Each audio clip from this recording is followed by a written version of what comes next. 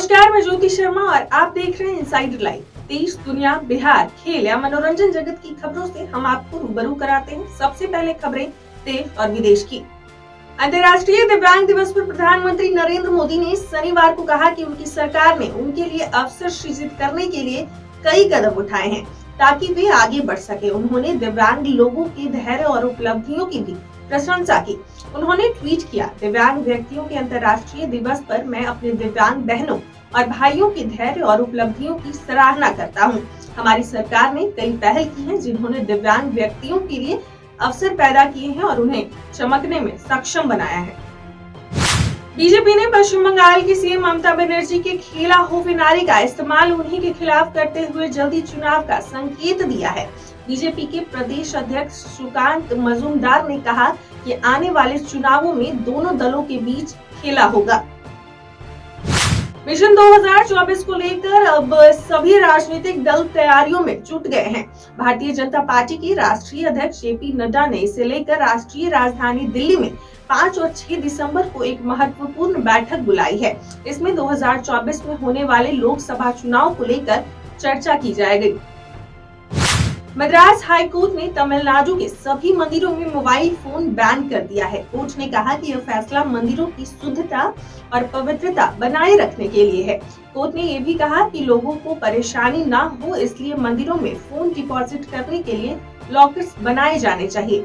इस आदेश का पालन हो तो इसके लिए मंदिरों में सुरक्षा कर्मी तैनात किए जाएंगे। कांग्रेस नेता राहुल गांधी के जय सिया राम वाले बयान पर भारतीय जनता पार्टी हमलावर हो गई है। बीजेपी नेता और केंद्रीय मंत्री स्मृति ईरानी ने राहुल गांधी पर जवाबी हमला बोलते हुए कहा, मुझे लगता है कि वो सनातन धर्म के साथ पाखंड करते हैं। वह धर्म को सिर्फ चुनाव या राजनीति के हिसाब से ही परिभाषित करने का दुस्साहस करते हैं। उन्होंने कहा कि अगर राहुल गांधी के मन में महिलाओं की इतनी ही इज्जत होती तो मल्लिकार्जुन खड़गे की जगह किसी महिला को पार्टी का अध्यक्ष बना देते। नौसेना प्रमुख एडमिरल आर हरि कुमार ने शनिवार को बताया कि हमने नौसेना में पहली बार महिलाओं को शामिल किया है। अग्निवीर योजना के तहत 341 महिलाओं की नौसेना में भर्ती हुई है। अगले साल से नौसेना में महिला अधिकारियों को भी शामिल किया जाएगा। अब तक नौसेना में कुल 3000 अग्निवीरों को शामिल किया गया है। अमेरिका ने धार्मिक आजादी का उल्लंघन करने वाले 10 देशों के खिलाफ कार्रवाई की है। इनमें पाकिस्तान, चीन और रूस भी शामिल है। इन देशों को कंट्रीज ऑफ पर्टिकुलर कंसर्न की लिस्ट में डाला गया है।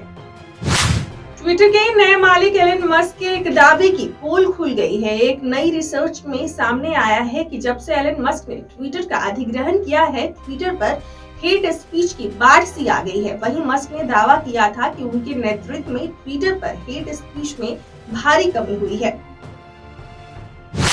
ब्रिटेन के प्रधानमंत्री ऋषि सुनक ने बकिंघम पैलेस में रंग भेद के आरोप पर चुप्पी तोड़ी है। हालांकि उन्होंने सीधे तौर पर इसका जिक्र नहीं किया। सुनक ने कहा कि हमें रंग भेद के खिलाफ आवाज उठानी चाहिए। ऐसे आरोपों जहां कहीं भी लगेंगे उनकी जांच की जानी चाहिए। अब खबरें बिहार से। बिहार के नालंदा में शनिवार को फिर से मुख्यमंत्री नीतीश कुमार के सामने जमकर हंगामा हुआ। सीएम एकंगर सराय पहुंचे थे। वहां उनका काफिला गुजरने लगा तो ग्रामीणों ने बैनर और पोस्टर के साथ उनको घेर लिया। ग्रामीण किसी कथित प्रेम प्रसंग मामले में हुई हत्या के आरोपों की गिरफ्तारी की मांग कर रहे थे। बता दें कि मुख्यमंत्री राजभवन गाँव में समाज सेवी स्वर्गीय राम बाबू की मूर्ति का अनावरण कार्यक्रम। बिहार के शिवहर से बीजेपी सांसद रमा देवी ने विधायक पवन जायसवाल को लेकर एक बयान दिया, जिसके बाद राजनीति गर्म हो गई है। रमा देवी ने पवन जायसवाल की ओर से इशारा करते हुए कहा कि ये पाकिस्तान से जीत कर आए हैं, ढाका पाकिस्तान में ही न है। उनके इस बयान के सामने आने के बाद हर तरफ अलग अलग चर्चाएं शुरू हो गई हैं। समस्तीपुर शहर के सोनबरसा मोहल्ला के पास वैशाली पुलिस ने लूटी गई AK-47 राइफल देर रात घटनास्थल के पास से ही पुलिस ने लावारिस अवस्था में बरामद कर लिया। AK-47 बरामद किए जाने की पुष्टि प्रभारी SP अमित कुमार ने की है। उन्होंने बताया कि देर रात घटनास्थल के पास ही उसे बदमाशों द्वारा सड़क किनारे फेंक दिया गया था। अब खबरें मनोरंजन जगत से। रणवीर सिंह की अपकमिंग फिल्म सर्कस का ट्रेलर रिलीज हो गया है। 24 घंटे के अंदर ट्रेलर को 44 मिलियन से ज्यादा बार देखा जा चुका है। हालांकि ऑडियंस से ट्रेलर को मिक्स्ड रिस्पांस देखने को मिल रहा है। फिल्म 23 दिसंबर को सिनेमाघरों में रिलीज होगी। फिलहाल के लिए इतना ही। बाकी की खबरों के लिए इनसाइडर लाइव को सब्सक्राइब करें।